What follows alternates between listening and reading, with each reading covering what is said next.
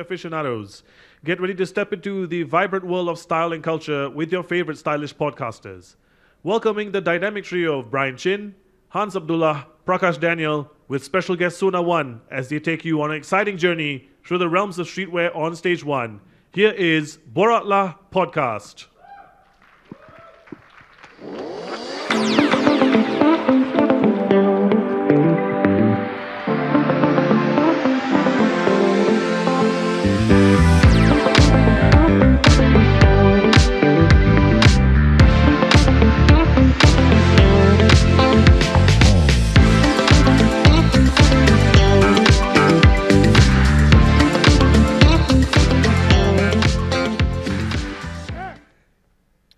Hello. I got attacked. Why lah so quiet? I said hello. Yo! Hey, this one not serious podcast lah. Come on, guys. Also, why are we so far away? Apparently we have to sit like normal people lah. You know, like sofa. Okay, I'm like sinking into this thing, man. Can I get a little help? My thing is, my nipple is talking like. Your nipple is knocking the what? No, his nipple is talking. Is that nipple height lah? Sorry lah. Oh yeah, they. Okay, they hello, that. hello, hi. Hi everyone, how y'all doing? Oh my, this is so weird. Okay. Big black thing right in my face. Okay, Macam tak I biasa. thought you quite used to it lah. Macam tak biasa. I thought you quite used to it. You have a big black thing. Of course, yeah. It looks like part of my face. How are y'all, man? Y'all doing good? Dah makan dah? Okay, first things first. First things first, some ground rules, alright? Although this is a festival, we will be swearing. Y'all okay, right? Okay, cool. Okay, if you're not okay, you can close your ears or get out. But yes, that's number one. Number two is we will be doing a giveaway.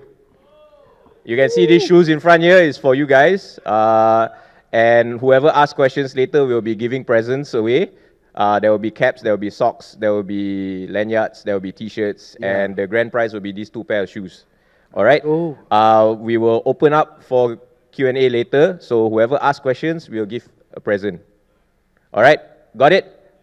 Okay, on top of that, I just want you all to give a big round of applause to Mr. Sonaone right here. Yeah! Woo! Thank you. Go guys. Thank you. Our brother only slept 4 hours, but nonetheless is here. I gotta pull one out for the team, bro. Hey, check it out. We're the team right now. So, Part of a team now.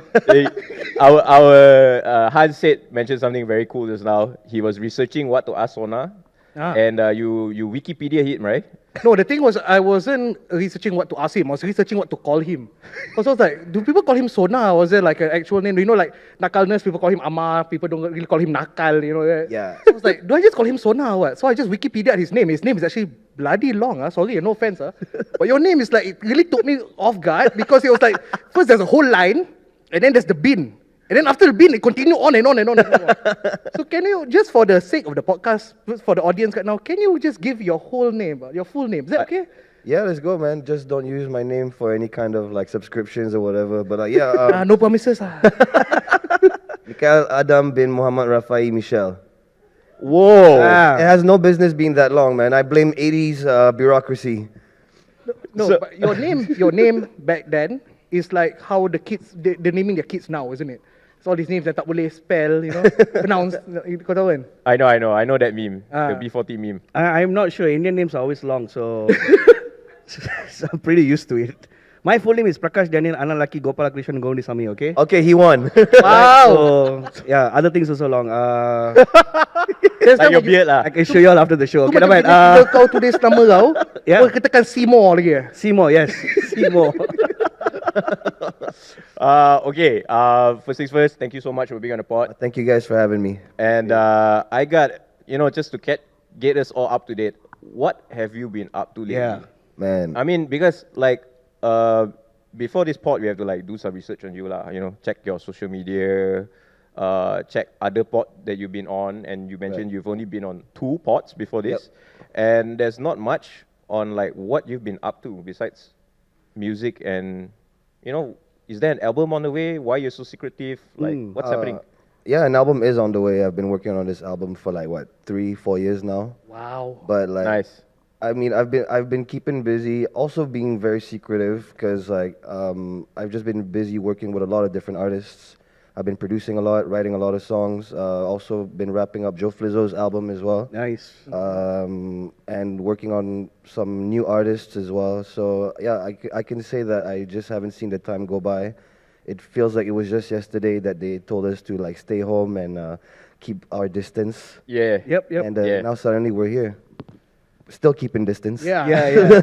I'm lucky I'm right next to the guest. You were mentioning earlier that like the year just went through, like you didn't even know that the year there's a new year. So how do you actually like keep focused, like keep on doing your stuff? Like how do you keep at it? Yeah. I think the way I like to operate is I like to think ahead. I kind of like do things now, thinking this is going to come to fruition in like 6, 7, 8 months. So like, for example, now we're in February, but my mind is in December already. Wow. Okay. So that's Is that a hint for when the album's dropping? maybe. But it kind of sucks too because then like you don't see time go by and then suddenly before you know it, the year is over. And a lot of things that you actually did want to do that had nothing to do with work, you just like have to put it to the next year and then the next year. So I'm way overdue for a holiday. Okay. You are very busy, right? Like you're producing a lot of people's album, if I'm not mistaken. Yeah. Like how many albums are you working on besides your own? Right now, I would say like about 3 different albums. Can you review like it's who? Yeah, I'm working with this artist from Singapore, YHB Sleeps a Lot, very talented young chap. I'm also contributing to another Singaporean artist's album, Iman Fandi. Okay. I've worked on an Indonesian artist's album, Nayaka. I've Yeah. produced a few records on that one, and also Joe Flizzo's album that we're currently wrapping up. Okay. So I think I might be missing something out, but that's not important. We wouldn't know. We wouldn't know if you're missing out. so is that why you're like quiet in that sense, quiet, right? We're talking like quiet, but Yeah, it's not on purpose. It's like you're just so damn busy. It's kind of on purpose too. It's like don't get me wrong, social media is great and everything, but not for everybody. And I feel like I've just never really was built for like social media. I'm not the kind of guy that likes to post food and be like, look what I'm eating. Or Yeah. Look where I'm at, or like this is my fit for the day. I feel like I don't think people actually find that interesting. I feel like the less I divulge, the more interesting it might be when I do divulge, and I only really share things that I want to share.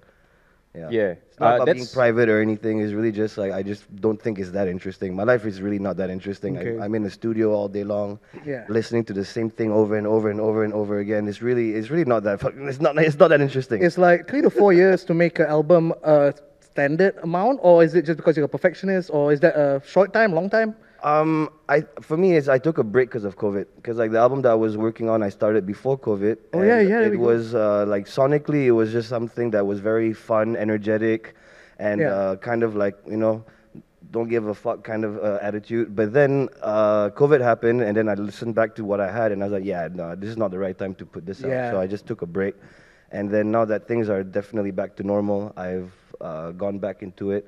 And try to see how we can finish this whole project up. Okay. Do you think like having that kind of like that mysterious element helps to make sure the album is really what you want? Because sometimes as an artist, I know a lot of musician friends, they always want to do that. Okay, I want this to be the perfect album. Right. And even after it's released, they'll be like, okay, it's not that perfect. Do you struggle with that, or you really strive to be a perfectionist when you come up with your work? I used to be a perfectionist until I realized that perfection doesn't exist. Okay. The illusion of it does, the feeling of it does, but in reality, perfection I don't think actually exists. Yeah. So what you have to do is just be happy with what you have. And so I think I release things when I feel confident that this is something that I'm happy to live with for the rest of my life. Because as soon as you release something, it doesn't belong to you anymore. It belongs to the world. So if it's something that I'm happy to share with, the collective consciousness of everybody, then my job is done. Okay. Yeah. Yeah, I want to touch a bit about social media because that's something very interesting you just said. We live in a world that like social media is everything, right? And a lot of artists like when they're not dropping albums, Yeah. we're just talking in terms of an artist, a singer, rapper, people do music, right? When they're not dropping an album, they try to stay relevant, Uh-huh. and then they try to do all sorts of other things. Like sell vape. Huh? Sell vape. Sell vape. Hey. Sell vape, huh? Sell vape. yeah. Sell vape, Sell vape, sell kambing perap. salmon skin. Salmon skin, yeah. Oddly Salted egg, specific salted- choices, huh? No, I'm Okay, we're just just saying. we're just saying what's Yeah. popular. Like currently, what's hype now is dendeng. You know. Yeah, Anybody got dendeng from Cairo Aming yesterday? yeah. Do you know? Nobody. Okay. Make sure you pay full price, it's not I don't 50% think discount, anybody can get it. Like it was really like sold out really fast, right? Yeah, I think 1.2 million in what an hour, is sneaker it? hype you're talking about? Yeah, yeah. Dendeng hype is He real. sold. He's the first one in Malaysia to sell 1 million ringgit sales In in three 3 minutes. 3 minutes, wow. Yeah, 3 or 1 4 hour was minutes, over yeah. exaggeration. Huh? Cairo Aming, bro, this new dendeng is crazy. Anyways, back to the question. Yeah. sorry, we started talking about food. Yeah.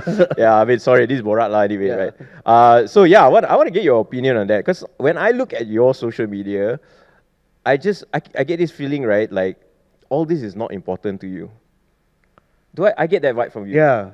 Am I wrong to think that way? Like, for example, this like, oh, okay, I understand this will be televised later and it's a recorded thing and all that, but I get that vibe where, like, yeah, I get it. Social media is a tool, but at the same time, it's not important to me in that sense. I get that vibe.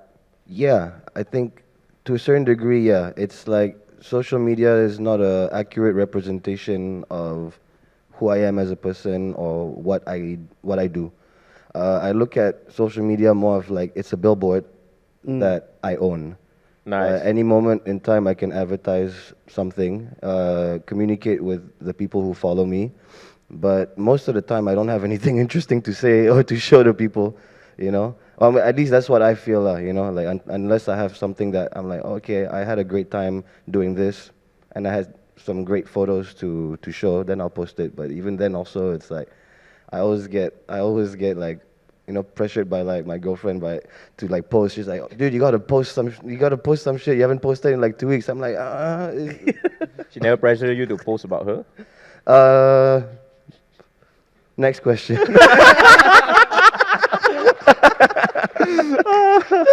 Oh my god. Yeah, but let's dive a little deeper in this social media thing. Like, I'm pretty sure your management and all that, like, hey, you need to post more. You need to stay relevant. Is that a conversation you're always having?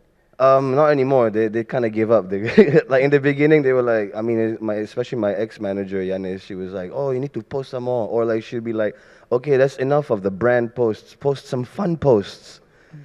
And then I I'm wonder like, what is a fun post. That's right? exactly what Yeah. I'm saying. Like, what is a fun post? And it's be like, wacky. anything, just not a brand post. I'm like, okay, yeah, no, no, I'm not gonna do that. So I think after a while they kind of got used to it and they stopped bugging me. So now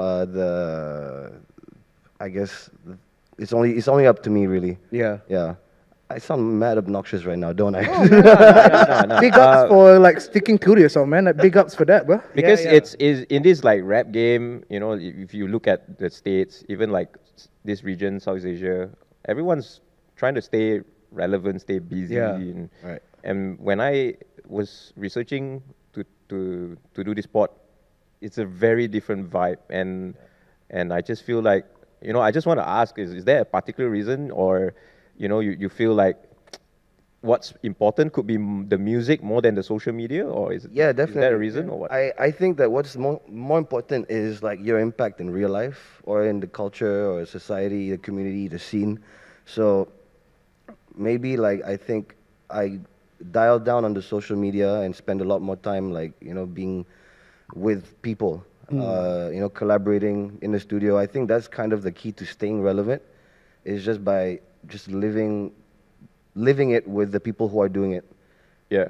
So I'm constantly, you know, trying to get in the studio with artists that I haven't been with before, or working with new artists, or like just at least give some advice to up and coming talent and all that, and try to you know, contribute back into this little ecosystem that we have here. You know, because if you make it all about yourself, that's how you die off real quick. Yeah. You know, so Yeah. it's never about you. It really is about like who you are in the midst of things and what you can contribute into the ecosystem. So yeah. All right. I mean, like speaking about advice, like what would I mean? Hans also dabbles in music a Don't bit. like mention in front of him. No, I mean, come on, man. Come on, daddy. Shoot your Please, shot, bro. please listen to Hans's single. Like, what advice? I mean, I know you work with a lot of young artists. Like, what are the challenges that they are facing? They always come and tell you, and then like, is it just about the art, or is it about the whole package? How do you like? What kind of advice you actually give them? Yeah. I kind of tell them just what I've like explained to you guys just now, is that like don't make it about yourself. Yeah. Make it about what you can actually like give back, or an impact that you can leave behind. Something that you can also look back on and see that you've had an impact and you can grow from there. The most important thing is to learn and not to dismiss even advice from other people. You're like it's kind of like a double-edged sword where you have to care about what people think, but at the same time not. Yeah. It's hard, right? It is. It's not easy, especially when you're like a younger talent, like a Gen Z who doesn't know anything else but the social media era. Yeah. And I don't blame them for thinking that you need to be good on your socials, on TikTok, on everything, to get an audience. Yeah. I don't deny that is kind of true, but at the same time also it's the quality of your output, The product itself. The product itself that dictates the kind of audience or the kind of like people that you attract. Yeah. So again, if you make it less about you and more about everybody else, it brings more people together. Yeah. You're like a very accomplished producer. I don't really need to say that, because your discography says for itself. You've produced tracks for like Snoop Dogg, Joe Flizzo, stuff like that, right? Is there like a dream person for you to produce for? Because like it's always a banger, right? When you hear that Kid Kenobi on, right before the song starts. But is there? There's too many, man. Like, okay, this might be a bit of a shocker, but I really want to produce something for Stevie Wonder. Oh wow, man. Yeah, dude. Because like I like to think to myself that he's still around because I haven't worked with him yet. Oh, nice. Oh man, is that your favorite genre of music? Is that what you like to listen to on your own like time? the old soul, Motown. Yeah. Stuff, I'm a sucker for like old funk, disco. Yeah. Like rare grooves, things like that. And Stevie Wonder, I think, is one of the best that ever did it. Quincy Jones as well. These are all like my idols. But okay, let's just say if it was a hip hop artist, I would really want to produce something for Kanye. Whoa. Yes. Because like producing something for a producer is like the biggest flex ever. Yep. So like that's it. Hey, how long have you been doing this? Yeah, 'Cause, yeah. like I think a lot of people have no clue, or like for me, like I know you from many years ago, like, right? But you don't really age. So when I look at you, right, Yeah. What's the secret, bro? you still look like Sonaone from like 10 years ago. Like, but in fact, when you look through, like for example, like Wiki, when you go Wiki Sonaone, you're like, oh shit, it's been doing this for a long time. Like, how long have you been doing this? I've been doing this for a while. I guess Our guy at the back there is just like digging up dirt on you, bro. oh snap!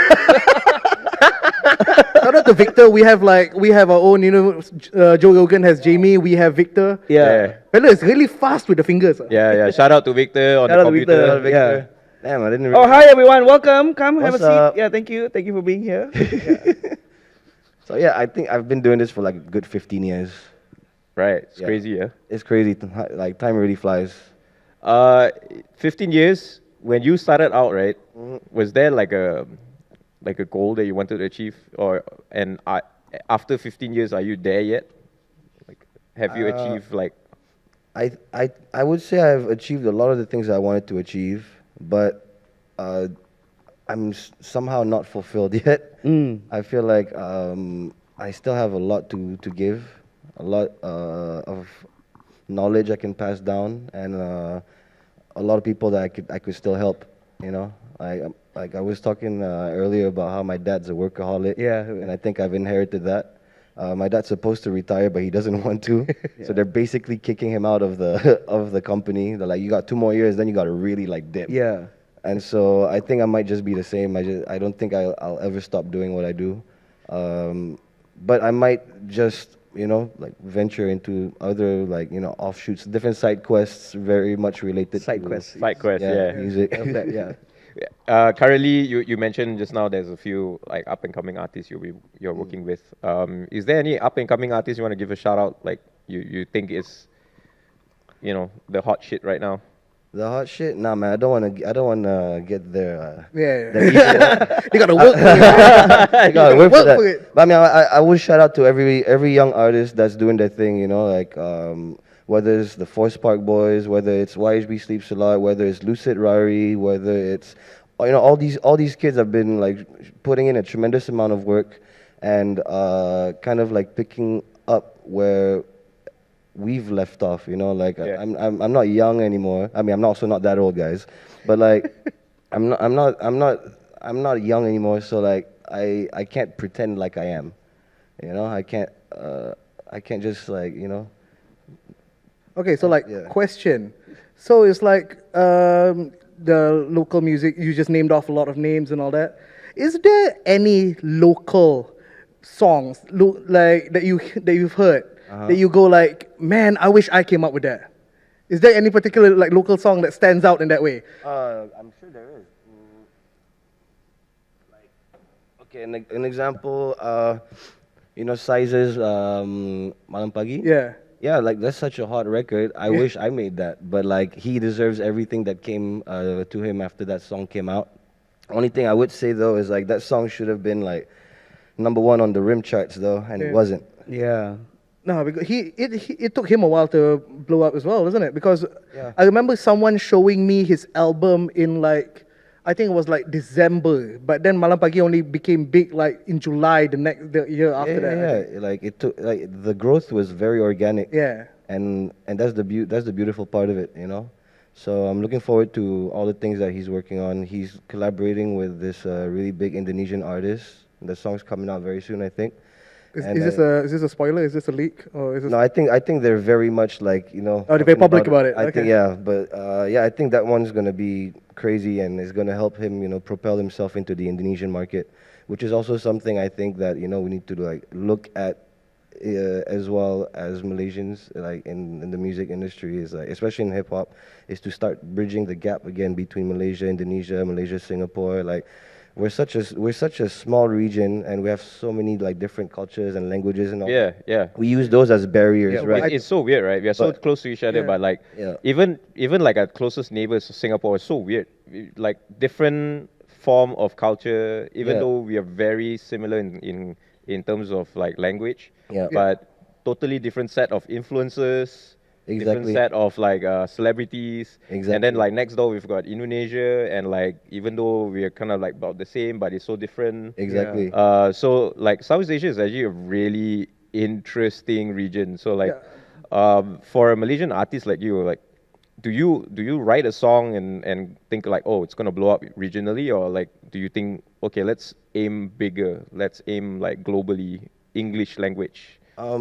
I honestly think language is no longer a barrier when it comes to like releasing music, especially globally. I think all you need to like kind of keep in mind is like what I said earlier is it's as long as you include everybody into the Yeah, conversation, so true. especially musically, you'll speak to everybody. Because like look at it now, like for example, how many Malaysians are like absolute crazy head over heel fans of K-pop music? Yeah. But like 85% of them don't speak a word of Korean. Yeah. Just like how in America the Billboard charts are dominated by Latino music, Yeah. but not everybody speaks Spanish. So and also now Afrobeat is also like taking the world by Oh, yeah, storm. it is. But not everybody understands like the way the African slang actually like distorts English in ways we don't understand, but we still kind of get it. But Yeah. still, like I think language is no longer a barrier when Actually, that is so true because if you were clubbing in the 90s, right, Whoa. or late Whoa. 2000s, all right, there is one song that will unite every single Malaysian in the clubs in Bangsal was Punjabi MC, alright? Yeah. Like everyone, everyone will know the song even though they're not Punjabi, alright? And everyone's like ding ding ding ding ding. Everyone will go crazy, and they start making the moves, and it's like and it's so true. Even it was very relevant then, language wise, and now it's even more bigger because it doesn't matter what language you speak in. Huh? Is that called cultural appropriating? No, it's not. It's not. It's a Punjabi guy singing it, and then you enjoy it, lah. You know? The other day I went to eat at a nasi padang store. It was really like kotak lah, as a 15. Shout out kotak, really good bergedal. But what's it called that? They were playing like sizes malam pagi, but they were doing the Gelek Dangdut remix, bro. Oh yeah. Wow. Isn't that the dream? For you to make a song and then have another culture like, what do you call it? Remix it with their own thing. Reappropriate it to their Like, own. can you imagine way, like you imagine like a typical like K-pop song tapi kita buat Zapin remix. Yeah. Macam guna gamelan. There's a very good, great very idea. good version of Suci Dalam Debu, but made into reggae. Mm-hmm. Yeah, it's really well made as well. Yeah. Oh, on that note, I see someone very interesting, the audience. Big shout out to KJ, he's in the audience right now. Everyone please give a big round of applause. Would you like to come on stage, sir? Do you want KJ to come on stage and introduce Sonaone? Let's go. Ask a few questions. Let's go! Yeah, dapat KJ. Orang semua kat comment section like 20. Initially, we asked him whether he can be the guest. He said, no. Hey guys, how's it going? How's it going? Hello. Man. See you. Hey you. See you. Hello. Right. Nice. I see you have very nice shoes on. Yeah. Thank you. I mean, since common KJ is project. here on Projects, stage, yeah. maybe we can talk about what are we Although wearing it's just today. Yeah. continuing with what you guys are talking about. Malam masih muda. Yeah. Duduk macam tak buat apa. Alright. How was that? That's perfect. Streams gonna go up by another million today. We usually have a segment called Fit Check. Your fit check. Check, yep. Yeah. We will start from Hans and then we'll go to Sona after that. Yeah. Alright, so for my outfit today, I specifically got a message from the Sneakla people. Hey, dress nicely today. A lot of media, a lot of camera today. Don't just simply put on whatever. So I went and put on whatever. I totally did not follow the instructions. I got this one cap recently from Chatuchak. I just kind of like it says, good cowgirls keep their calves together. I just kind of like the message that's going on. You do realize KJ is on stage. Right? Yeah. Very good Too late for that. Too late for that. Oh my god. I don't see anything wrong with this. Yeah. I mean, I don't know. Cowgirls, yes. T-shirt, Blackpink debut tee from 2016. Let's go. This is the Faded. way. Faded. TNT Ultraman. Ultraman collaboration. Shout out local brands. Yeah. Shout out Thieves for the pants and HDPC socks, which doesn't go with anything. I just put them on because they're comfy. And Dior Jordans. Wah, for kasut mahal lah. Kasut Dah matas, man. Dah matas. This Ini guy. Dior Jordan. Come on lah. Hey, lawa-lawa. This guy. All right. How about you, Sona? What you got on today? Ray-Bans on my shades, Carhartt, top, bottom, Air Force Ones, white on white, the classic on my feet. Nice. And what, your watch? Oh, this is Steve Madden watch. Yeah. Nice. You got on the perfect rapper fit though. Right? Yeah, man. The Air Force Ones and the jeans. And Or is it a I mean- fit because he's wearing it? I mean, I guess this is the classic like 90s rapper fit. yeah, it's like a non-rapper wearing this, like, kau poses. Yeah. But if like Don't you do are this, wearing, yeah. right, it's like, memang ngam ah. I think if he was a Carhartt staff at the shop looking like this, I think he can pass it off. Yeah, Doesn't have to yeah. be a rapper for that. All right. KJ, what do you have on? Yeah, so I had, apart from the Podfest, I had to go for Kenduri Kahwin just now. So I went for like a sort of hybrid ex-politician vibe. On point. So I love batik. I mean, I think it's a great part of our heritage, and I work it in my fit. However, either formal ex-politician style or something a bit more contemporary. So there's this lady in Terengganu. Her name's Amalina. Shout out to her. She sends me shirts from time to time. Wow. Just sends me Wow. a bunch. Wow. Short sleeve, cotton like this. And I don't wear batik from other countries. Yep. I'm quite patriotic about Yeah, my yeah. batik. So this is from Terengganu. and common projects. Yeah, common How, projects. how many shirts? I just got to ask, as a politician, Yes. you have a lot, like ex-politician or soon-to-be politician. Yeah. I'm not Yeah. sure. Keluar sekejap ni. Keluar sekejap. yeah. Yeah. I'm pretty sure you have like a ton of these shirts. Like, how many shirts do you have? Oh, so Batik shirts? my batik rotation is crazy, man. Right, like, let's there- not there- even talk about sneaker there- rotation. Yeah. There's stuff that I find sometimes that I've not seen since I was Minister of Youth and Sports. Wow. Whoa, okay. I'm like, wow. I'm a hoarder. So I need to change all of that. I think, we need to let go. But I always give myself the excuse when it comes to apparel because I have 3 sons. Yep. So it's okay to hoard. So Because it's they're going to passed wear it down, later. right? Yeah. Yep. I never end up passing it to them, but Are they your shoe size? Yeah. My eldest, Jibril, almost is. So he's one size. So I wear 11 UK. So he's 10 right now. Wow. So he's there almost. So he's already like eyeing on the shoes. And sure he Not wants to be- really. He's not a shoe horse like me. Okay. Yeah. So maybe later. I don't know. Yeah. Okay. I'm wearing Future Mate cap. This is from Against Lab. This is Shuren Projects, all local brands. The shoe is from Nike. It's the experimental department called ISPA, and it's a weird ass shoe. That's crazy. Like your shoe looks like another shoe, bro. Yeah, it's meant to be. Insane, man. It's meant to be the shoe from the future. Yeah. It's like doesn't know what it wants to be. Lah. Yeah. Yeah. So I thought it would be, good to wear it today. Nice. In front of you guys. Cool. I'm also all wearing 3 local brands. 100% reversible jacket. This is, by the way, Sneaker's new project. It's called Asas Basics. Wow. Please buy the t-shirts, all right? You guys selling it here? No, it's on. It's It's sold online. out, Yeah, sold out. sold out already. Yeah. Wow. yeah. Shout out Asas. Lain kali bawa lah sikit podcast. Well, Boleh, boleh, boleh. This is another local brand. I think from Kelantan, right? They are based in Kelantan. Aegis. Yeah. Aegis 100% socks, and this is A6 Hall Studios 1130, which is a collaboration pair that's made by this Australian designer. So that's not local lah. This is not local lah. Yeah, Oh, only this. The shoes are a bit hard lah. The shoes a bit, yeah. haven't reached. We haven't. I International mean, level we're getting there. We're getting there. Ada, soon, ada. Slowly, but slowly. it's a very nice pair because they made 3 different designs. One's called Earth, and then Forest, and then Glacier. So this is the Forest one. So yeah. But what do you guys think of the local scene now in terms of apparel and stuff like that? Oh Actually, wow! we're supposed to interview you lah. Yeah. Oh, that was Yeah. I'm here now. Yeah.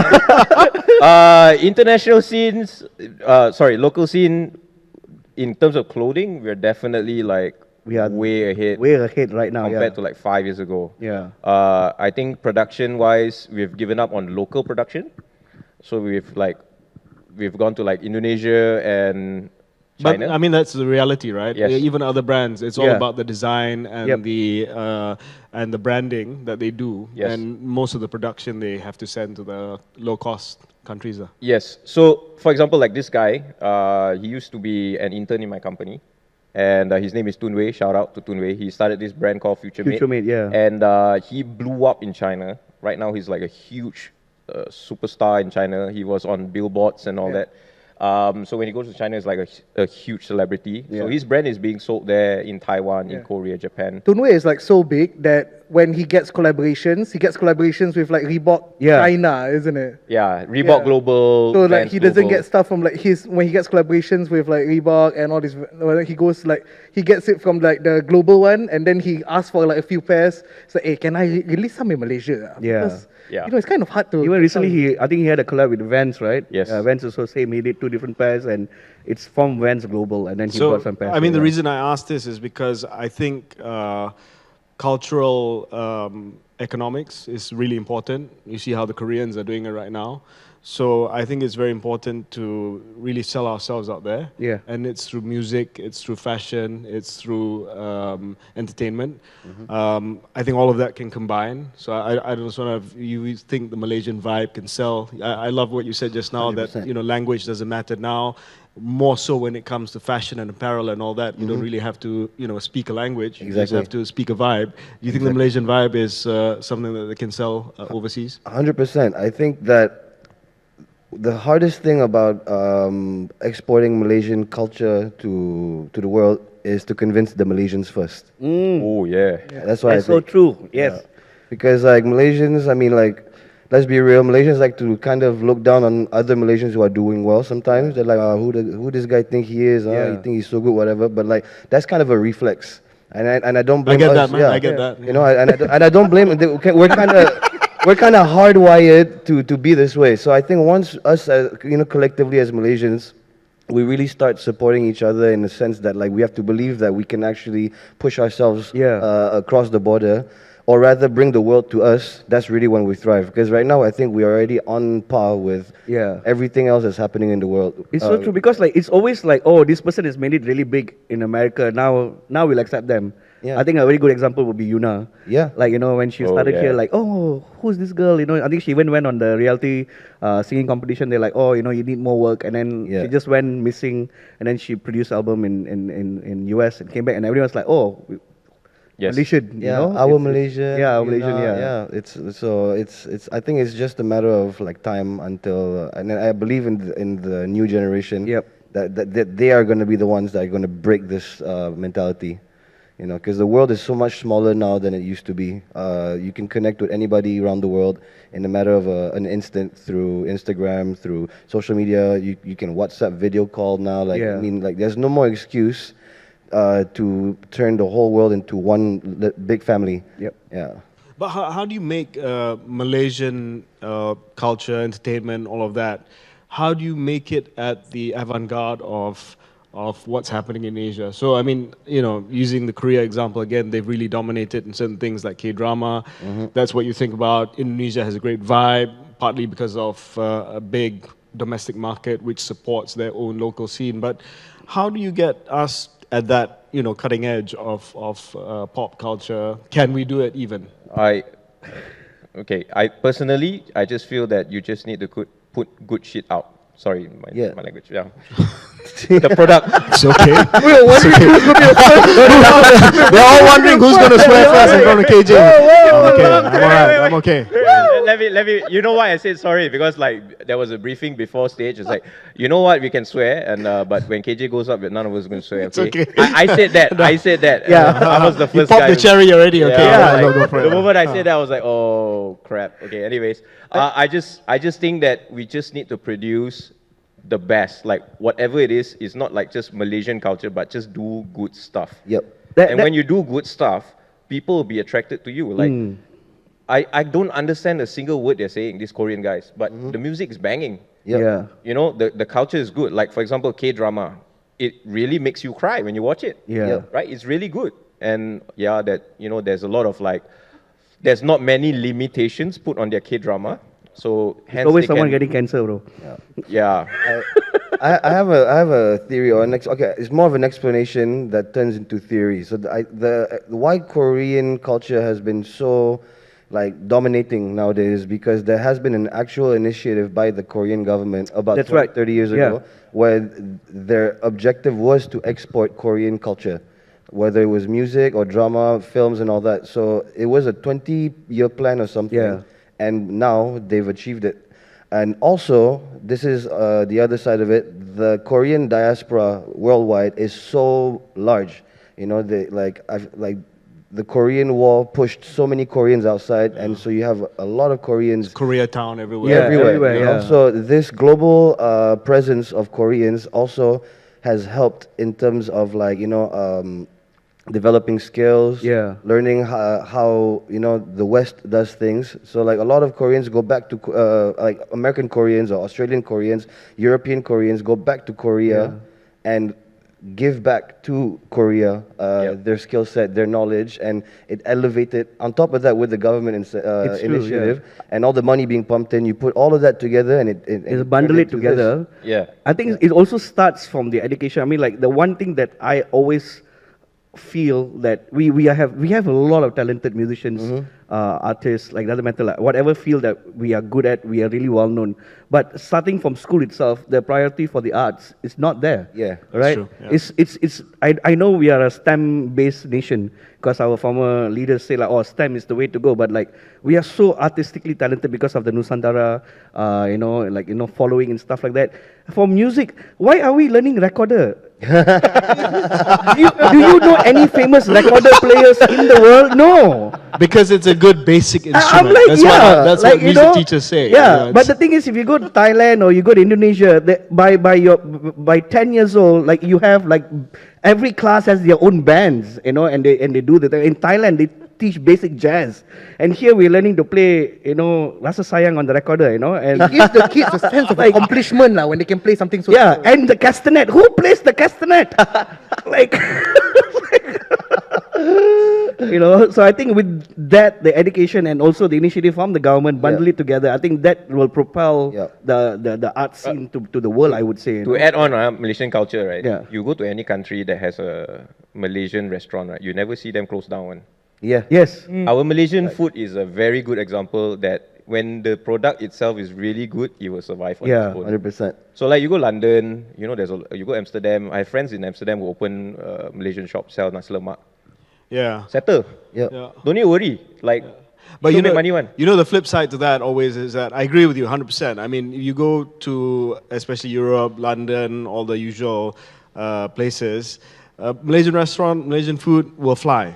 But when you ask people to name their top 5 cuisine, Yeah. Malaysia won't be there. Yeah. There's Yeah. something wrong with our branding. They'll say 100%. Thai, they'll say 100%. Japanese. But Malaysian is not there somehow. So it's always been this mystery to me. Yeah, we do well. It's great food. They love it when you grill and say, Malaysian food. Oh yeah, Malaysian food. But it's not there. We've been on some lists lately. Roti Yeah, canai, roti stuff like canai, that. curry pap, all Yeah. that. Yeah. We're getting there. We're getting there. Okay. Laksa Boleh, as well. boleh. Laksa is very globally Which known. laksa? Which laksa? You're right. You're Okay, right. sure. Yeah, now we all laksa Johor, you know. There's some laksa in Malaysia, but only can eat with spaghetti. Whoa. Right? Laksa Johor, It's spaghetti. Johor. I don't know why in Johor it's spaghetti. Like, Yeah. okay. Has to be. Yeah. Has So to it's be. true, yeah. It's Laksa Wars. There we go. Yo. Can you actually imagine if there's a war based on laksas? That'll be interesting, right? Wow. I don't know, man. Some states will not even be part of it. Yeah. They don't have their own laksa. Oh man, cool. Okay, I'm going to leave you guys to it. Wait, I have one last question. Okay. Suddenly we like food or don't know what There else was, is on. there was this one thing. The last time we met, you asked us for recommendation for sneakers. Yeah, I got 14s, man. Yeah, and I got then 14s. we recommended the Kaino Gel 14s. Yeah. Gel Kaino 14s. What do you call it? I wear the same size as you, and I remember telling you I couldn't get a pair. Yeah, and you but got then two you on the pairs. same day you managed to get 2 pairs. Can you reveal your sneaker plug? On the same day? Yeah. When did you manage to get 2 pairs on the same day? Farfetch. Perfect. Oh, There you go. There you go. There you go. Wow. Which Okay. colors did you get, lah? Which colors did you get, lah? I got, actually, the one of it is exactly like this. I want to wear it. No, it was a bit too boreal. Oh. To Boria. All right, guys. All right. It was good Thank you joining so guys. much. Okay, take care. Give a big hand to Yeah, round of KJ. applause. Thank you so much. Let's go. That was a nice short break. Yeah. Yeah. What do we even talk about now, man? I wanted KJ to come up so we don't have to work. Like, hey KJ, you interview Sona lah, then we Yeah. chill. we subcon, We subcon, but yeah lah, 50% discount. Sona, 50% discount. Sorry. It's okay, it happens. What was your first pair of sneakers you got, man? Yeah, we're a sneaker pod. Yeah, right? we Let's sneaker talk about pod. some We need to talk sneakers, a bit about the shoes. Yeah. I think the first pair of sneakers I ever got, if I remember correctly, was a pair of LA Gears. Oh my God! Wow, LA Gears. Wow! Yeah. Does anyone y'all know Victor, what is pull it out, man. LA Gear? LA LA Gear? Gears. Y'all know? Okay, yeah, Jin. Yeah, we all know. Yeah, That shows our reveals our age. age. You Yeah. all no idea who LA Gear is, right? No? Yes? Oh, okay, means you're quite old. Chunky things, The lah. chunky things that light up. Yeah. Did yours light up? Yeah. Mine lit up. Oh, you bro. got the light up one. I had the light up ones, man. Wow. Okay, this is all a bit you lah. Last time it was chunky. Yeah. And did you This get one it the new here stuff in lah. KL or? Oh man, I think this was back in France. Oh, nice. If I'm not mistaken. But wait, I think the real question is, do you consider yourself a sneakerhead? Yeah. I mean, next to y'all, absolutely not lah. But I mean, How many pairs of shoes does Sona One have? I don't know. I might have more than normal people should, but I don't wear most of them. But I wouldn't consider myself a sneakerhead, like to you know, to like the fullest extent. But Yeah. I do love my sneakers, and I've always had kind of like a cool relationship with sneakers. Like from the LA Gears, and after that, like I was rocking the Alien Workshops. Oh my God. Alien Workshops. Wow. Alien Workshop, man. Did you have the oleh lah? Yes, sir. I also had the Long belt. the wallet chain, and everything. Long belt as well. Long belt. Yeah, man. Was Alien Workshop the mahal tu sekarang? Serious. You know, cause I have a like vintage shop, like the caps go for like 300 ringgit now. Wow. Like legit, like Alien Workshop. Let's go. Crazy, man.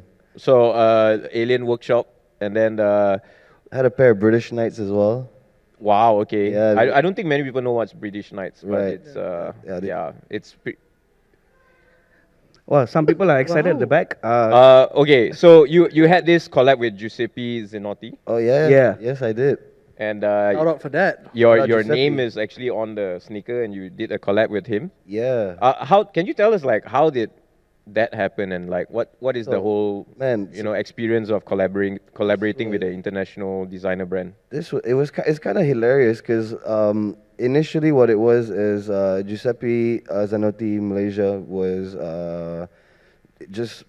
they were just interested in sending me a pair of like clothes, like it was like a sweater and pants or something. Yeah. And then they were like, "Oh, can you just like give us a post?" No, it's a pair of shoes. Sorry, it was a pair of shoes.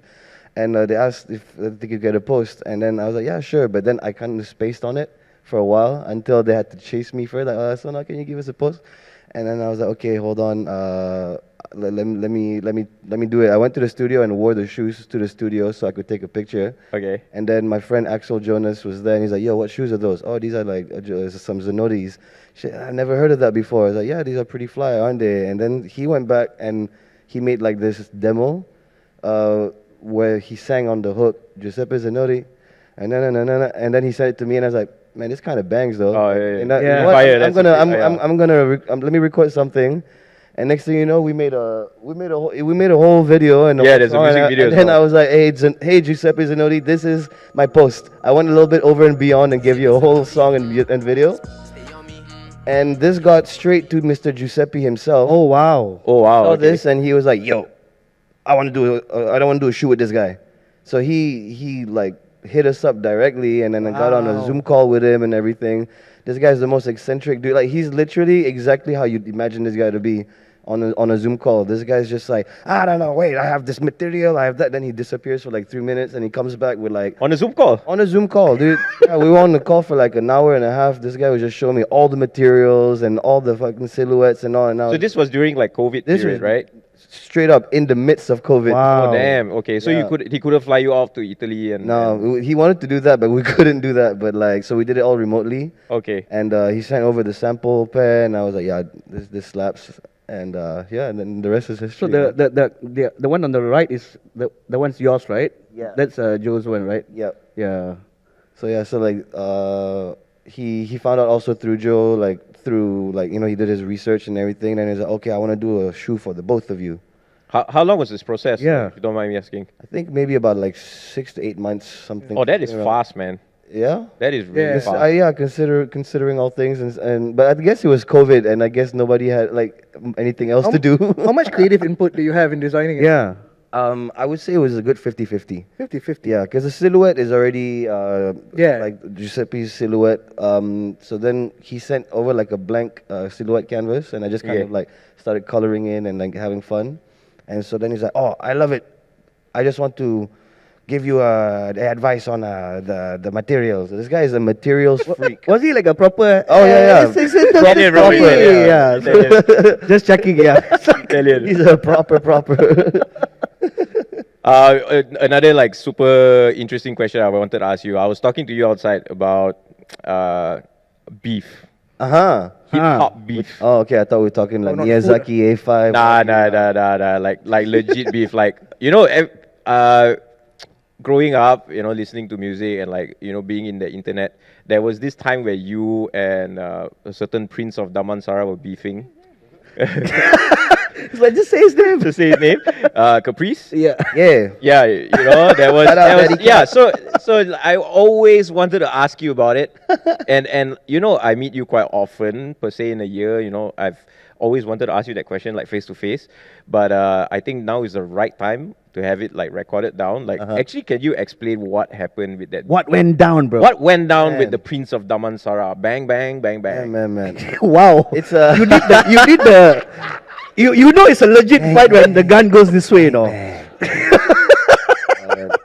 What is on the news today? Yeah. Yeah, but you gotta give it up to him, man. He got his catchphrases and everything. Like, shout outs to him, man. So like, yeah. But so if you guys didn't know, like, Caprice and I, like, we go way back. We used to have, you know, our ups and downs. But basically, the story.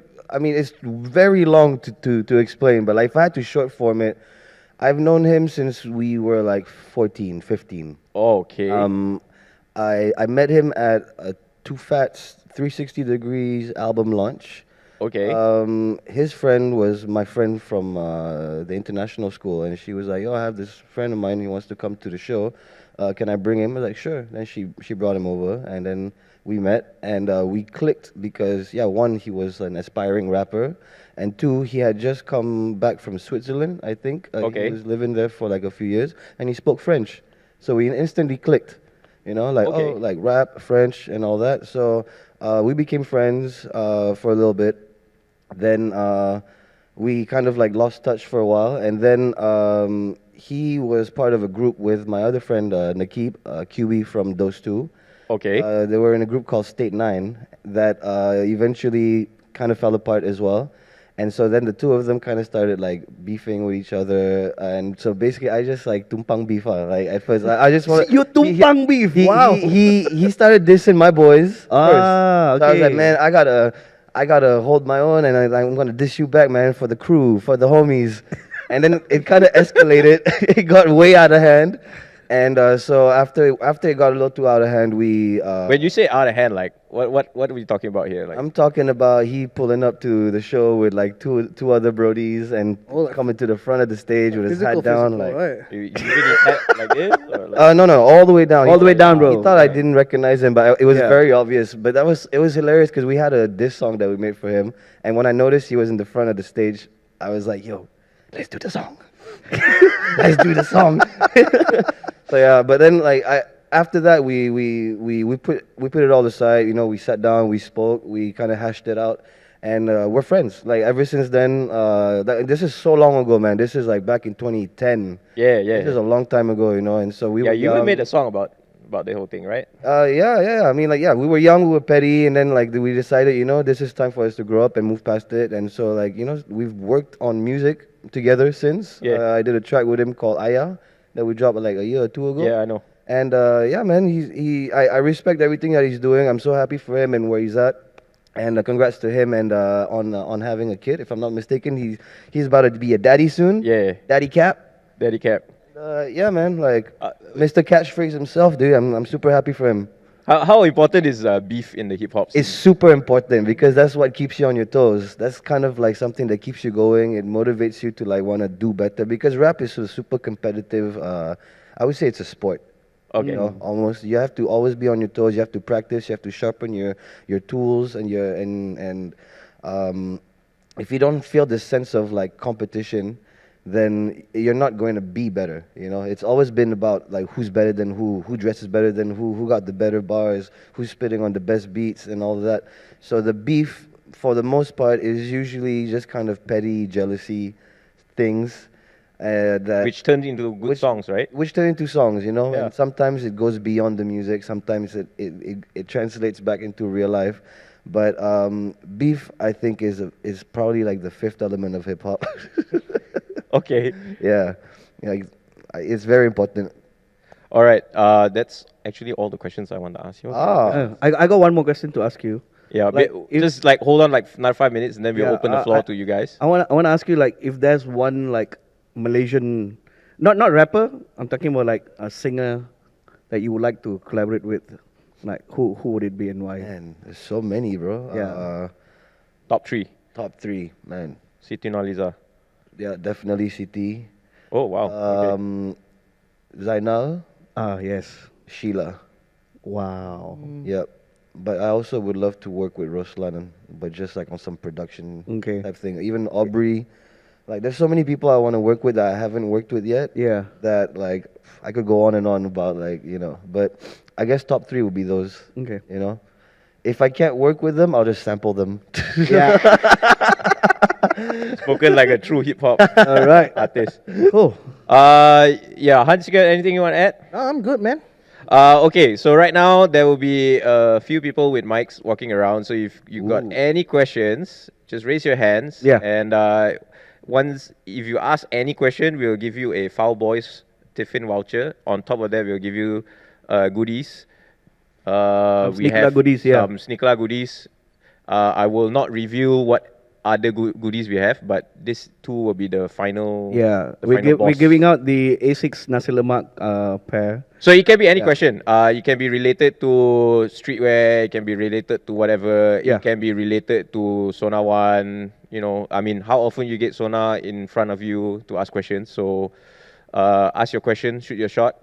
It can be as simple as, oh yeah, we got one here. Oh, we got one there. Yeah. Can we get the mic? Yeah. Tak apa, you stand by after this. Hello, thanks. My name is Shafiq Hamdan.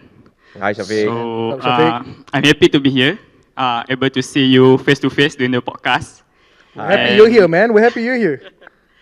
And having Sonaone as a guest, and surprisingly, tadi ada KJ for a short time. Yeah. Yeah.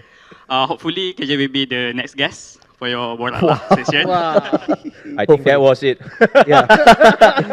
That was it. Like, that might. Tak apa. Okay. You try. So my question is, I recently saw your Instagram post, BorakLAH, posting about the Pak Din Musa collaboration with Vans Yeah. for the second collab, right? Yes. So I see that the shoe are more like his passion on his chopper. Yes. Like previously on his skating, so right now it's chopper. So what do you think about the design and would you buy it? Wow. That's all from me. Can we pull it up? Yeah, this is the shoe, yeah. Okay, I will just. Like. Any one of you want to go first? What I know is apparently this shoe has been in the works for a while. Like a while. Like Yes. we're talking like at least a year-ish. That's what I've heard, and More than a year. yeah, more than a year. And then when you look at Pak Din Musa, the chopper, what's his band? Abah and Sons, is it? Abah and Sons, Abah and yeah. Sons is his band. Abah and Sons has been a very big part of his life. So I think this is it's really cool because the first one was a lot more for the skateboarding. So this one memang, you can see it is a collaboration with him. It's not like, oh, Pak Din Musa the skater. It's just like, this is a collaboration with him, which I think is nicer because it's his passions and what he likes. Yeah. To whether I would cop anything Malaysian collab, you should cop. Yeah. Because Agreed. just to Let's let go. you know how difficult it is to get a collab in Malaysia. Yeah. It's not easy, alright? So this is more of like a business point of view, right? So if let's say, for example, BorakLAH drops a pair of shoe and it doesn't sell out. So the brand's gonna go like, oh, okay, Malaysia is not really where we want to focus. We'll focus somewhere else. So that's why I always tell people whenever there is a local brand collaborating with an international brand, be it for shoes, be it for apparel, it's as much as it's about the storytelling and which brand it is, just go out and support with your dollars. That's the best way to tell the rest of the international brands that Malaysia has so much potential. The best way for them to pay more attention to the country is also via paying. If you buy the product, then the brands will go like, hey, actually Malaysia really does have the audience. We should focus more effort here instead of our neighboring countries. Sorry, I really, really focus on Malaysia. I don't really give a crap about Singapore and whatnot. Yeah. Why so specific? Because It could have been any other country, right? because generally majority of the regional offices are in Singapore. Singapore, Right, yeah, for the 100%, brands. yeah. And when they do marketing budgeting, when they do where they're going to spend their dollars, where they're going to allocate what they're going to do in the region is usually going to be focused on where the HQ is being. Yeah, gonna No be. doubt. We don't get much. Yeah, so that's why you just look like 7, 8 even 10 years ago, you want to buy a pair of shoes in Malaysia is like so bloody difficult. Yeah. Like you want to buy a pair of Jordans, Yep. it's so hard. Yep. Right? But right now, 10 years later, it's so different. We got the internet, everything is here, it's so much easier, right? No doubt. So what is next? It's the local brands that is going to be collaborating with the international brands. And whenever we get an opportunity like that, go out, support. It's not easy. There's a lot of things that happen behind the scene for this to happen. So we have done like collabs with ASICs. So I personally know how difficult it is to produce a shoe out. It takes years. So when something like this comes out, just go out, support, and resell it. Yeah, that's the other thing. The last 10 years we have got like resellers as well, so you can buy more shoes as well. Yeah, my take on resell is It's good. different lah. Yeah, It yeah. increase the desirability, the Yes, value of the true, item as yeah. well. So I'm all for it. Yeah. Any other questions, guys? Oh yeah, we have. Oh wait. You gotta give me a present, bro. Oh yeah. Sorry. Come bro. Pablo, sila naik atas ambil barang. What's that? Everyone say hi to Pablo. Hi, this is Pablo, guys. If you Pablo. follow us on all our Hey, socials, He's the TikTok guy for the Sneaker TikTok guy, he's always around KL giving out stuff. Cari lah. Oh wait. Maybe you should take the whole box down. Oh yeah. Yeah. Okay, next question. Bagi dia Yeah.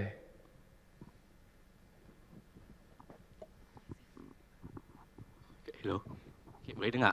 Boleh. So, I got a very question for Sonaone. So, bonjour Sonaone. Bonjour. Comment ça va? Ça va bien et toi? So, I got a very interesting question. So, you've collabed with other Malaysian artists. Do we see any artists from France like Stromae? We will see that coming. Like, as in, do I see myself collaborating with French artists? Yeah, like Stromae lah. I'm working on it. Stromae, I love his He's so stuff. good, man. Oh my god, he's. First off, he's Belgian. He's Belgian, yeah. He does his music in French. Yeah. But yeah, man. I feel like it's something I want to definitely look into. I'm working on a few kind of avenues to try and see how I can work with French artists, and let's see, maybe by the end of the year something will happen. But yeah, I'm definitely working towards that, man. Cool. Yeah. Thanks. Nice. Thank you for the question, bro. Anyone else? We have got one, two. The other side, someone. All right, there's Yeah, this we guy got with the three, D I cap. D stands for what, bro? D's. It's you're the dragon lah dia. Yeah. Sorry, Dragon D. It's a tradition. It's a tradition Yes. of the pod. We always try to drop one at least. at least one time. but at least I give you KJ is guys not the here, so we can excuse say already. D's. Yes, bro. I actually have two questions, if that's okay. Can One I- is for man. Sona, and one is for everyone else. Okay, Ken. For Sona, I want to ask, you're an artist, and like any job, ups and downs. And when you're stuck in a creative rut, I just want to ask, do you have a routine, or what do you do to find back the inspiration, or like how do you get out of that creative rut? I try to. Well, first of all, thank you for your question. But like, to get out of the creative rut is to just stop creating. Basically, just kind of let yourself live, and like do things that just make you feel like you're doing nothing, even though you're doing something. So what I do is I like to watch documentaries or like informative stuff, things that kind of like trigger vivid imagery in my mind, and or I just go out, go have a meal, take a drive up to Genting and just get some cold air or something. Healing. Yeah. It's basically, if you're trying to create something but you're stuck, the best thing to do is to absolutely stay away from creating and just be a human person and experience things. And by the time you get back to doing whatever it is that you want to create, it'll come back just like that. Do you give yourself like a timeline, like, oh, okay, 2 days away, or like you just go until the inspiration strikes again? Well, it depends. If I have a deadline, it's very different. That means I don't sleep until I get it done. But then if it's on my own time, sometimes I take a very long break. Like for example, with my album, I took like a good 2-year break. I didn't even touch it, like nothing. It just stayed the way it was, and now I'm back to it. Picking up right where I left off. So I needed those 2 years to kind of really like reassess and get creatively recharged to get back to it. Yeah, man. Thank you for your answer. Okay, now my second question. Very short and simple. But you only get one present, no, bro. Can. Just saying, Then Jin asked the question, can. Wow! Wow! That's the One receipt, I get 2 receipts. Spoken like a true Chinaman. Spoken like a true Chinaman, man. Gaming the system. we get 2 or 2 people ask 2 That's right. Okay, Anyways, I don't know if you guys probably been asked this a lot. One shoe for the rest of your life, each of you. Oh my god. This is a sneaker pot. Hey, that's like tough, man. That's Yeah, like wait. So no one says it's easy, so let's go with him first. That's Yeah. like trying to For me, choose it's my... easy. It's what I got on my feet right now, Yeah. man. If I had to pick one shoe for the rest of my life, is white on white Air Force Ones. Oh my god. Yeah, goes with everything, and it's classic. You know, I would agree with that. For me, it would be the Air Force Ones as well, but then probably not white on white. I wouldn't really know what color specific. Well, I really like the pink swoosh ones. Yeah. You know, the white with the pink swoosh ones. I have 4 pairs of them. Yeah, you doubled up like Victor. twice. I have 4 pair. Bro. Yeah, I 4 remember. pairs, What bro. is he talking about? The white... The pink one. The Okay, pink one, okay. yeah. No, that one. The one very end. The one that's only like $353. That's why I have like 4 pairs now. No, Bro. next to it. Yeah, that one. Yeah. No. Hujung sekali. Hujung sekali. Paling kanan sekali. yeah. Yang tu. Okay. Okay. So this one just keeps on going on discount, keeps getting cheaper and cheaper. The last pair I bought, I only got it for like 200 ringgit, bro. Wow. Wow. Okay. 200 is cheap. Yeah. And that is why I keep buying more and more of it. 4 pairs of the same pair. My one quite easy. Lately, it's I'm getting old. Yeah. I don't. Okay, there's a reason why I'm wearing this weird ass shoe also lah. Anyone knows what is bunions? Okay, I have come to a point in my life where I have a bunion. Please don't Google Banyan. Please. So bunion. Yeah. Y'all Google yourself, okay? Victor, I don't know. I leave it up to you whether you want to put it up or not. But a bunion is like when your bone here starts growing out, and Yeah. I can see that it's starting to grow a bit. My left foot looks a bit deformed. So this kind of shoe is called a the heck does it call? Recovery shoe. No. Tabi shoes. Tabi shoes. Oh, tabi shoe. TABI. Tabi shoes. Yeah, it's like the ninja shoes, so it's like that one. Yeah. It's Yeah. So looks like I have to be buying more of these weird looking shoes. But then when you buy tabi shoes, you need to buy tabi socks as well. Eh? Yeah, Tabi socks. See? Yeah, stubby socks. Wow. Got the dogs out, man. I mean, this is a sneaker pot after all, right? Yeah. Yeah. How about you? Me, I would go with the A6 lah. A6, huh? Yeah, A6. See, I didn't really give an answer. Yeah. But I gave an answer. It's either the one I'm wearing now or the 14s. The Cayano 14? Yeah. The one that KJ bought on Same Farfetch? thing, like because I'm 42 this year and I'm at the age where, yeah, uncle needs to have good lower back lah. Yeah, so. Yeah. man. You used to be like all like, ooh, I would rock Jordan. Yeah, But nah, comfort number one now. it's true. When you're performing on stage for an hour just telling jokes, you want to have good shoes as well. So, yeah, because I'm not politician, ma, so you know, yeah. Whoa. Yeah. Whoa. Okay, moving along. Next question. shit, oh, Thank you for the question. Next question. Yes, Next. sir. Right. On Hey, top Jin, there. you sure you don't want to ask question? Got free present, Jin. Hey, ask lah, Jin. Wait, we ask Macam first. Yeah. Macam. Let the brown person speak lah. Hi guys, Roshan here. We also got a brother over there that was raising his hand.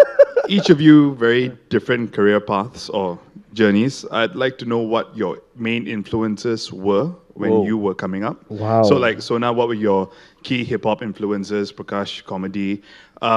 Bryan, you went into business, I guess, when you were starting SneakerLAH. Hans, I think your music as well. So yeah, what were your key influences when you were coming up, or that kind of influenced the way you went about what you did? Damn, man, that we did another podcast for that. That's another podcast by itself. Okay, I'm still coming up. The elevator is still But we're all from Kebangsaan School, so we got learn this topic called summary, right? Summary. Rumuskan. Kesimpulannya, yeah. Okay lah, we start the youngest. I believe you're the youngest, right? It's kind of weird, right? Yeah, but I guess so lah. The influences, I don't know, man. To be honest, I have this horrible. I'm very bad at giving life advice because I am legitimately like the embodiment of go with the flow, main hentam, main buat je. Okay. Alhamdulillah, I've been very blessed in a way that things kind of work out, you know. So I don't think I actually have like The flow's been good lah. yeah, I don't think I have like an influence or like a driving thing, you know. So I don't really know how to answer that question properly. What were your influence, bro, when you were younger? Japanese? Oh yeah, no, I listen Korean. to like I watch a lot of That anime sounds, and all that. that's like a different genre, bro. Yeah. You make hentai. Only you got it.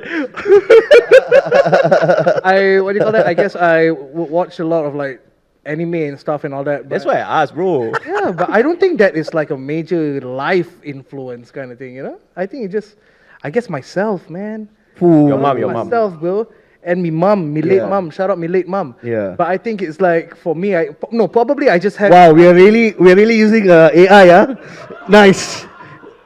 We're going all out, bro. Yeah. Hip-hop fandom, bro. Come Yeah. on. Wow. Shout out Victor on the ball. Man, yeah. Oh, wait, Wow. wait, there we go. Watching Step Up movie, apparently. Step up. Wait, part 1 or part 2? Part 2, bro. Yeah, Because okay. there was that one with, there's that one scene, You know, so now you're dangerous. No, you Ah, cannot lie one. Yeah. Oh, Moose, you know, there was that one character called Moose, right? Yes, Yeah, that yes. one thing we had a sneaker wall. Yeah, I remember. And I was like, damn, I want a sneaker wall too. And the most important part is when you have a sneaker collection, you cannot keep in a box one. Yeah. You have to keep it all out. Okay. Because that's where you get to see the whole vibe, you know. So yeah, I guess I do have inspirations. Shout out Google.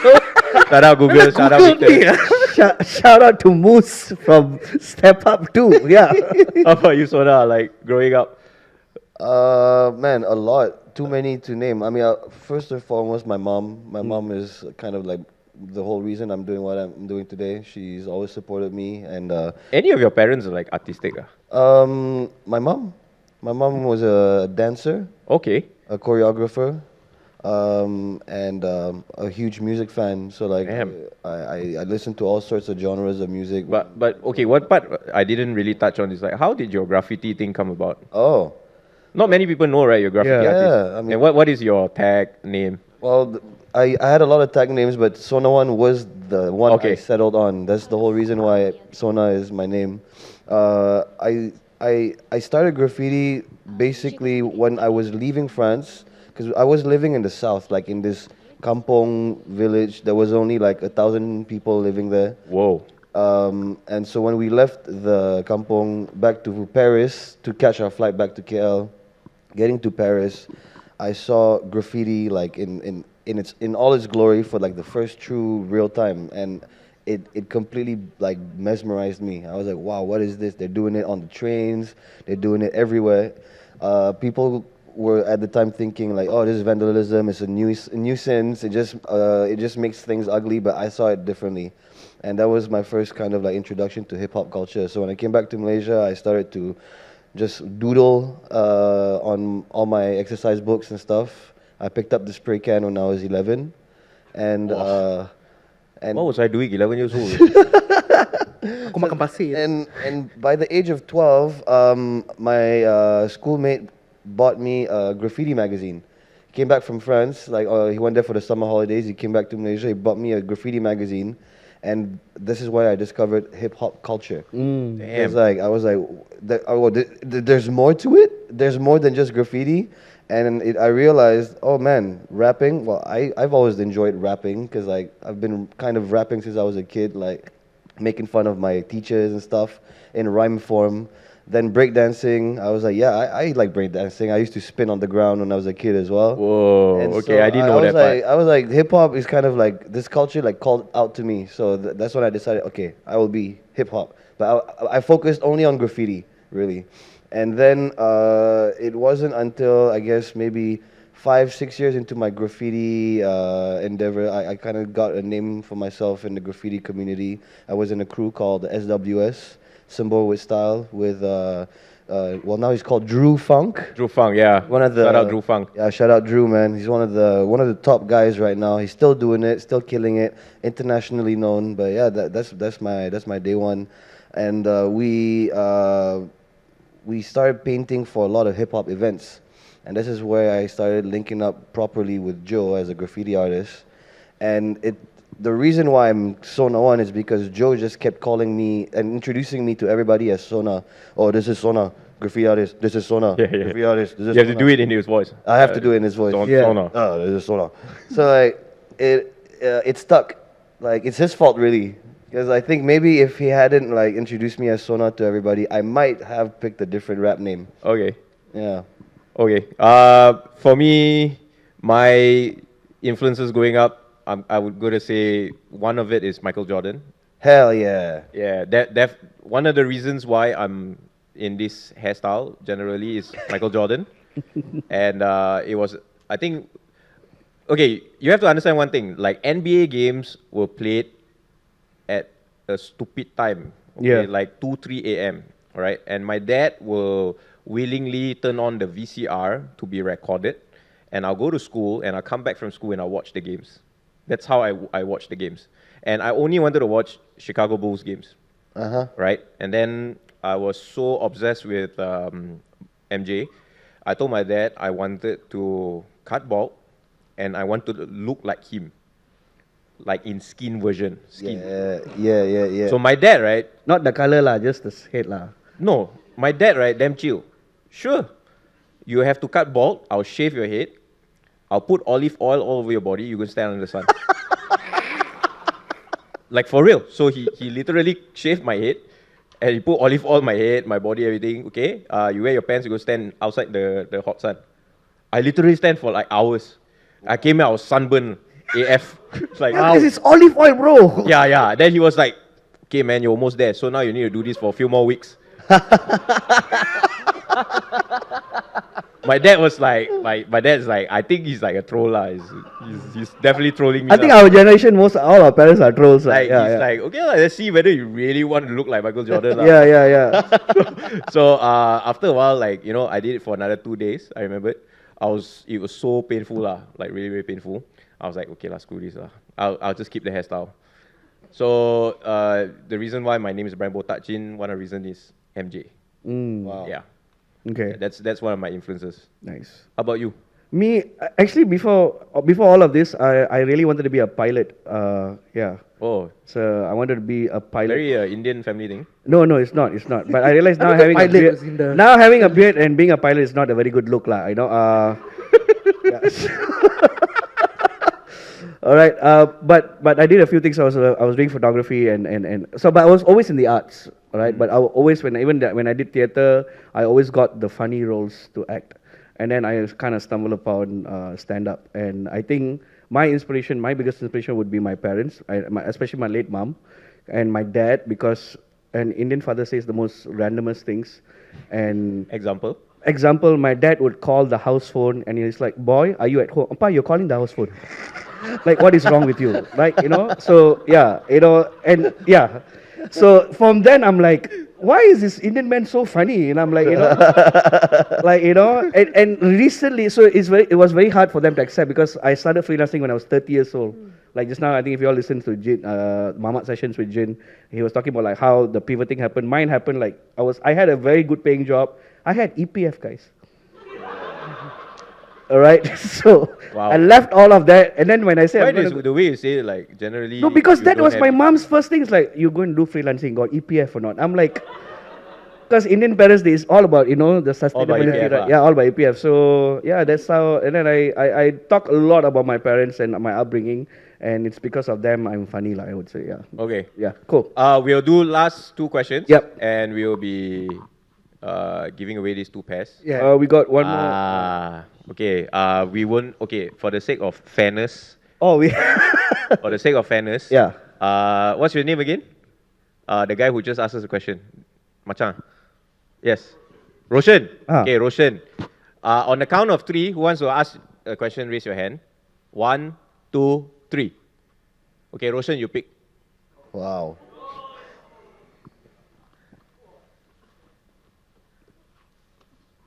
Oh, hi. Just pick the guy next Pick to the him. closest one. Yeah, this guy. This is truly Malaysian chronism. Yeah. Sorry, Hi. your name? Akmal. Akmal. Yeah. Okay, I bro. got one question for Sona. What's up, man? I've been listening to your song since I was in high school, kan? Wow. So Thank you, especially your song "Growing Up" Suck. Oh, wow. Listening it with all of my friends, and it hold a lot of memory lah. Can you tell us what's the inspiration from that song lah? I can when tell. you Growing write? up sucks lah. Yeah. Been listening Joking. every day before going to work. We listen to that song. Damn, bro. Thank you. I appreciate that, Okay, bro. thank you. Wow, the inspiration behind that was actually pretty simple. Like, when I was growing up, the song that I sampled in that song, "Growing Up Sucks," is "Dancing in the Moonlight" by Top Loader. Yep. And that song, just like, even until today, whenever I hear that song, it brings me back to when I was like 13, 14. Such a good song. Yeah, it's such a good song, and something about just that, it just literally brings back memories, you know, and brings you that feeling of nostalgia. So I remember I was just listening to the radio. This is back in 2011. I was listening to the radio, and that song came on, and immediately I was like, oh my god, I miss being a kid. Growing up sucks. And then ding. Okay. And it just popped in my head, and so I went back home. I made the beat, and I came up with the first few lines, like the chorus and the first few lines of the verse, and I just left it like that. I just didn't touch the song. It was not even finished yet. It didn't even have a full verse, just the chorus and a little bit of a verse, and I left it aside for like a good 3-4 years until I revisited the song, and then I was like, you know what? I think this is the entire basis of my album. I want to make an entire album just based around this song and this emotion and this feeling. So yeah, it's really that simple. It was just, I heard the song, I was struck by nostalgia and, like, you know, this whole feeling of like, oh man, it sucks to be a grown up. And but even then also, I was still young at the time. I was only 22. Yeah, I was 22. I still feel that way whenever I hear that Top Loader song, and even listening back to my own song, "Growing Up Sucks," makes me feel like nostalgic and emotional too. So yeah, that song means a lot to me. Yeah, thanks for that question, and I hope that it made you and your homies feel the same way too whenever you guys hear that, and you know, take you back to a good place. All right, Akmal. Good question. Come in front and get your pair. Hi, guy.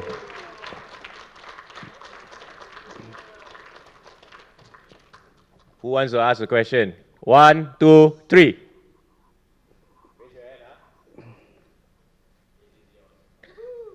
Congrats, brother.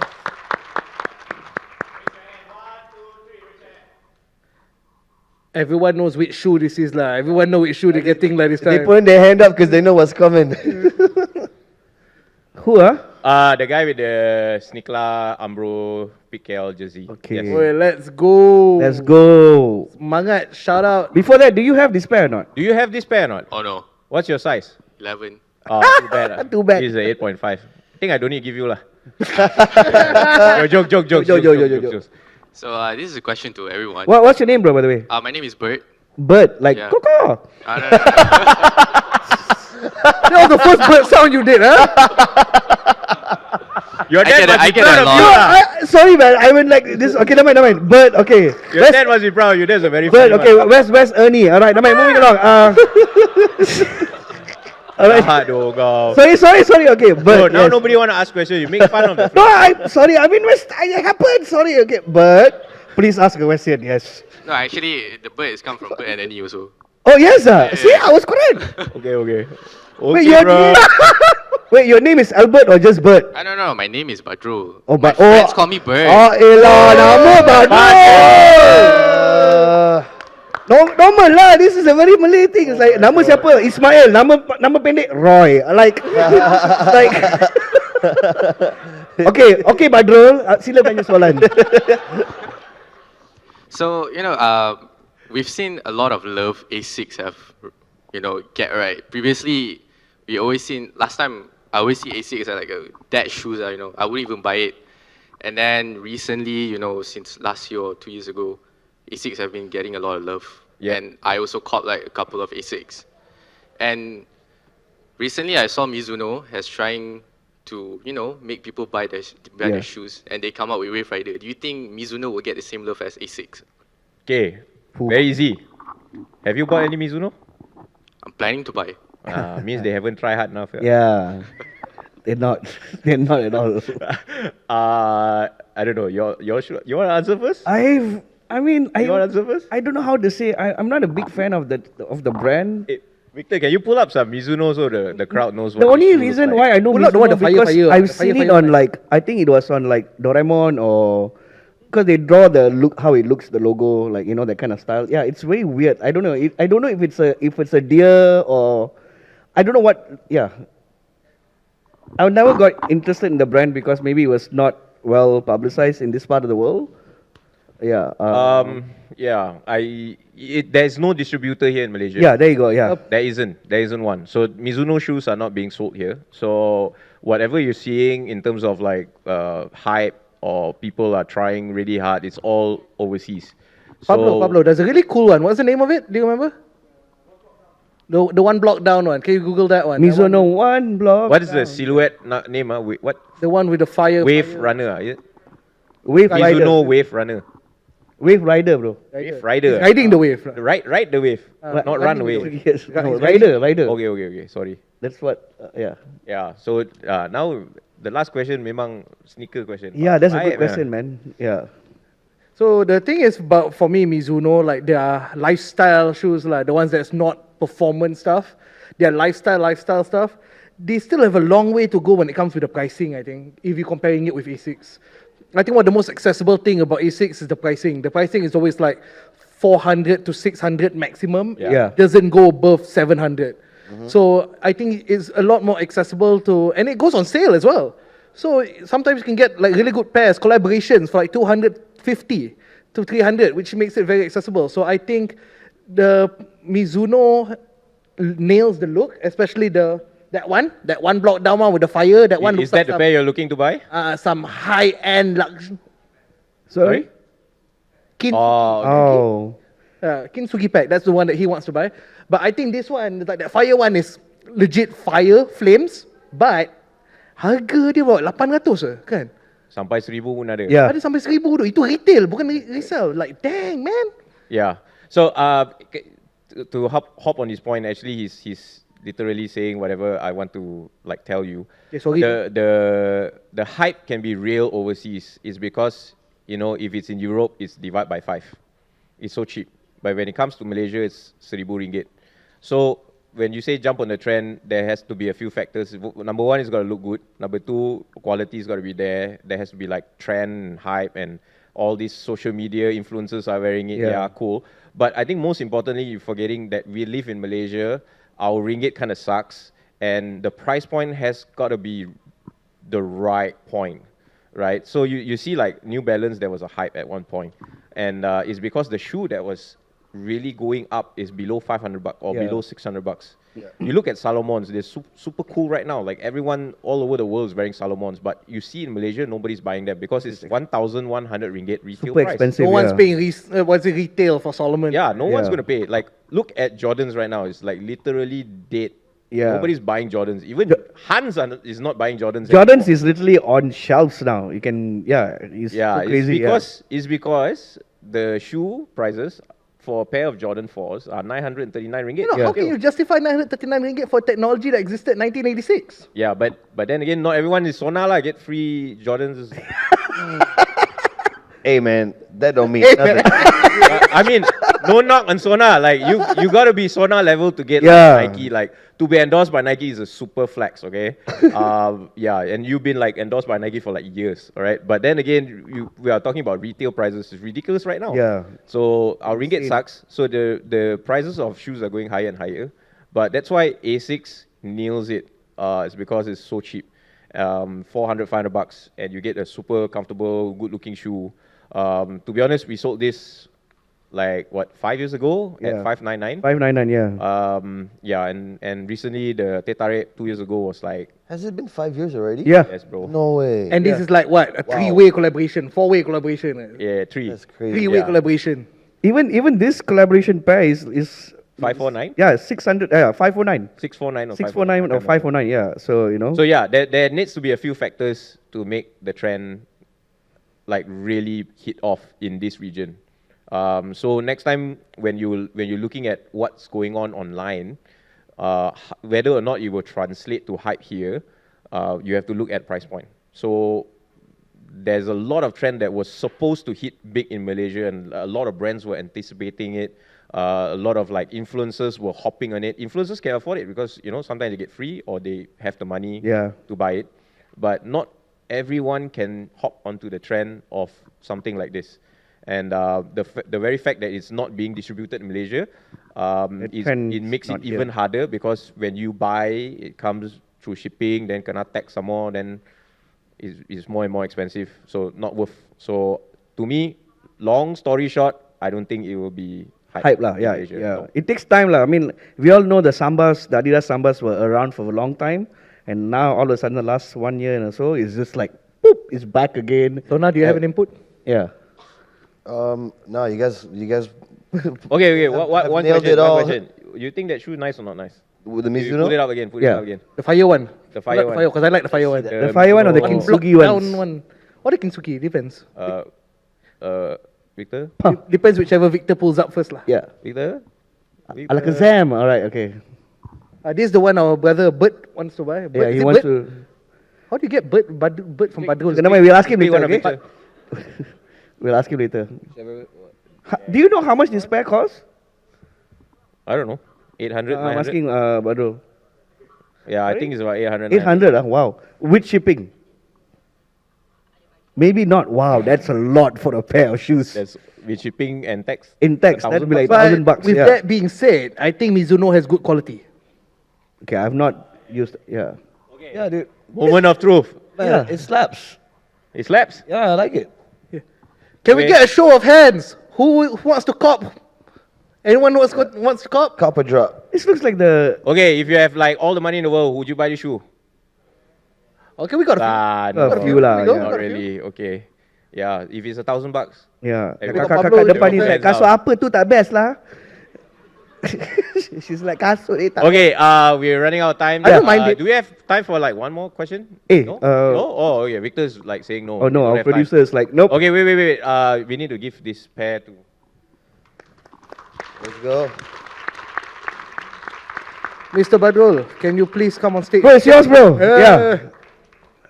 Make sure I don't see it on carousel lah. 8.5, give a relative at least. Yeah. Siapa nak deal boleh deal kat luar, okay? Harga resell dah about RM1,000 Yeah, RM1,000 resell. Yeah. Alright. Kalau nak jual, jangan jual murah sangat. Okay, with that said, we're almost at the end. Just want to give a shout out to KL Podfest. Yeah. Keluar Sekejap. PJ Pack. Mami Noodles. Apparently they are sponsors for this. Oh, really? For the whole Mami? festival. Vida.